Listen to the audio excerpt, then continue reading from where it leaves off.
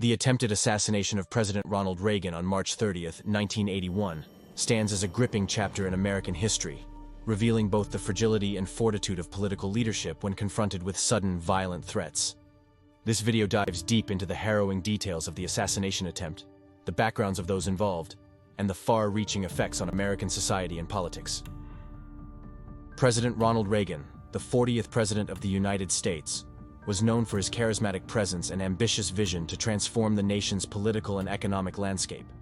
Yet, just 2 months into his presidency, a would-be assassin's bullet nearly ended his life. The dramatic events of that day not only endangered Reagan's life, but led to significant changes in national security protocols, legal standards, and the American public's sense of safety and leadership. Join us as we explore the specifics of this chilling assassination attempt. We'll delve into the motivations behind the attack, the immediate and long-term impacts on the victims, and the broader societal and political reactions. By examining this pivotal moment, we'll uncover how a single event can reshape the course of history and influence public policy and perceptions for decades. Ronald Wilson Reagan was born on February 6, 1901, in Tampico, Illinois. Before entering politics, he had a successful career as a Hollywood actor and union leader, which helped him develop a strong public persona. His early life was marked by a mix of humble beginnings and ambition, qualities that would later define his political career. Reagan's political journey began in earnest in the 1960s, culminating in his election as governor of California in 1966. His tenure as governor showcased his conservative philosophy, emphasizing limited government, fiscal responsibility, and a strong stance against crime and disorder. These principles would later become cornerstones of his presidential platform. In 1980, Reagan won the presidential election, defeating the incumbent Jimmy Carter in a landslide victory. His campaign focused on economic recovery, national security, and restoring American pride.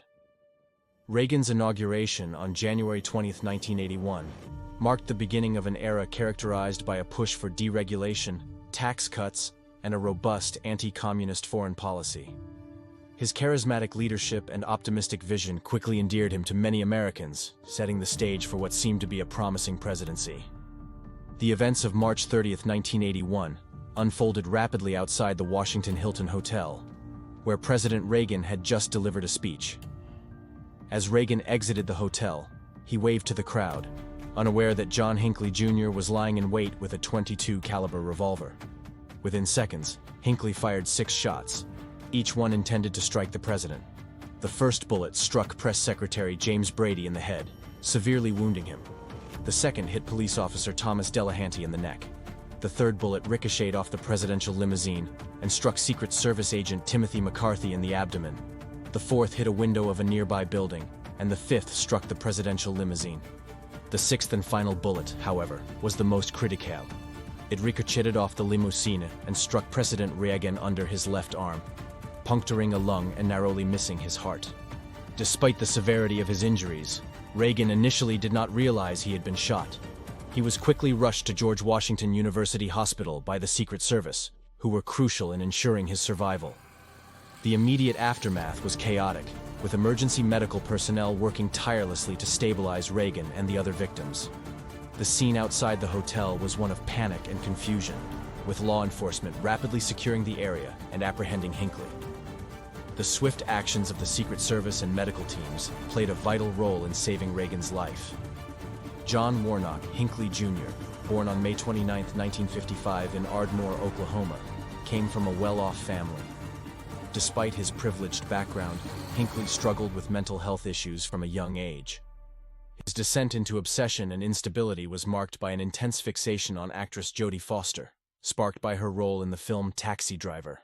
Hinckley's fascination with Foster evolved into a delusional belief that committing a high-profile act of violence would win her affection. In the months leading up to the assassination attempt, Hinckley's behavior became increasingly erratic. He began to stalk Foster, sending her letters and attempting to contact her.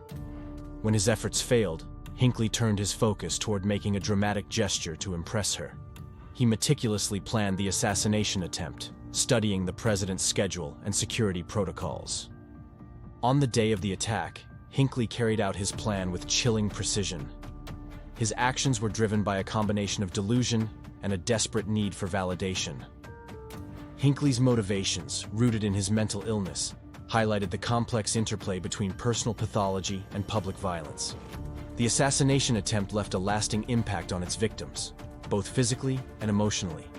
James Brady, who was struck in the head, suffered life-altering injuries. He was left partially paralyzed and experienced significant cognitive impairments.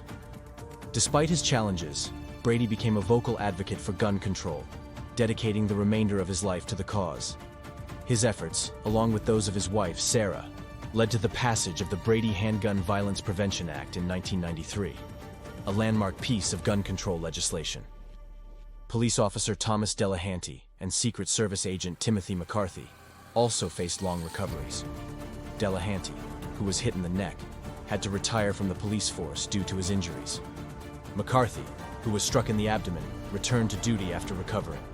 Their bravery and quick actions on the day of the attack were widely recognized and honored.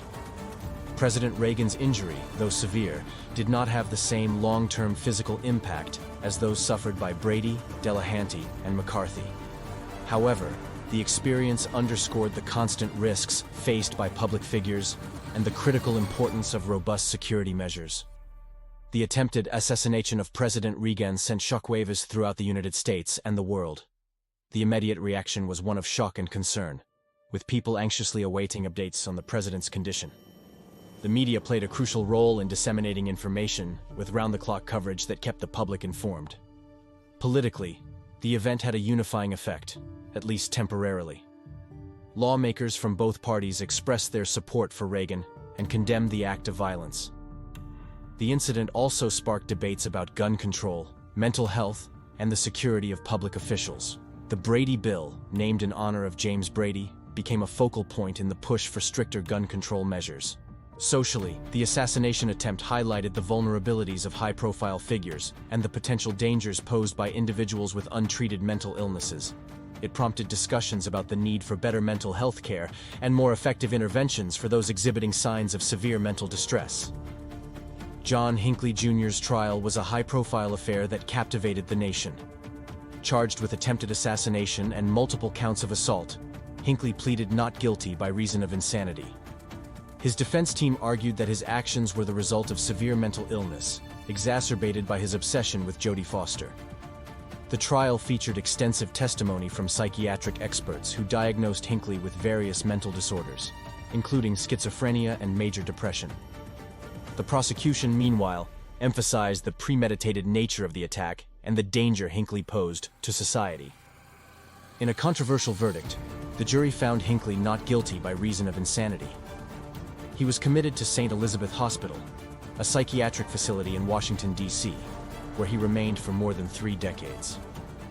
The verdict sparked public outrage and led to changes in federal and state laws regarding the insanity defense. Many argued that the legal system needed to balance compassion for individuals with mental illness with the need to protect society from potential harm. President Reagan's recovery from the assassination attempt was marked by resilience and a determination to continue his duties. Despite the severity of his injuries, Reagan's quick return to public life showcased his strength and commitment. His first public appearance after the attack, during a joint session of Congress on April 28, 1981, was met with widespread support and admiration. Reagan's response to the assassination attempt was characterized by grace and humor. He famously quipped to his wife, Nancy, "Honey, I forgot to duck," and told his surgeons, "I hope you're all Republicans." These remarks endeared him further to the public and reinforced his image as a strong and likable leader. The attempt on his life also had a profound impact on Reagan's presidency. It bolstered his resolve to pursue his policy goals with even greater vigor. His recovery and continued leadership became symbolic of the resilience of the American spirit and the strength of democratic institutions. The attempted assassination of President Reagan had several long-term effects, particularly in the realms of security, law, and public policy. One of the most immediate changes was the overhaul of Secret Service protocols. The agency implemented new measures to improve the protection of the president and other high-ranking officials, including better coordination with local law enforcement and more rigorous screening of public events. The event also influenced the national conversation on gun control. The Brady Bill, enacted in 1993, required background checks and waiting periods for handgun purchases, marking a significant step forward in efforts to curb gun violence. James Brady's advocacy played a crucial role in pushing this legislation through Congress. The legal standards for the insanity defense were also re-evaluated in the wake of Hinckley's trial. The Insanity Defense Reform Act of 1984 made it more challenging for defendants to be acquitted on the grounds of insanity, requiring clearer proof of severe mental illness that directly impairs the defendant's ability to understand the wrongfulness of their actions. The legacy of the assassination attempt endures in American political history.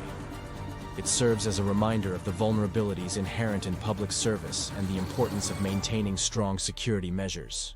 It also highlights the need for ongoing discussions about mental health and gun control, issues that continue to resonate in contemporary debates.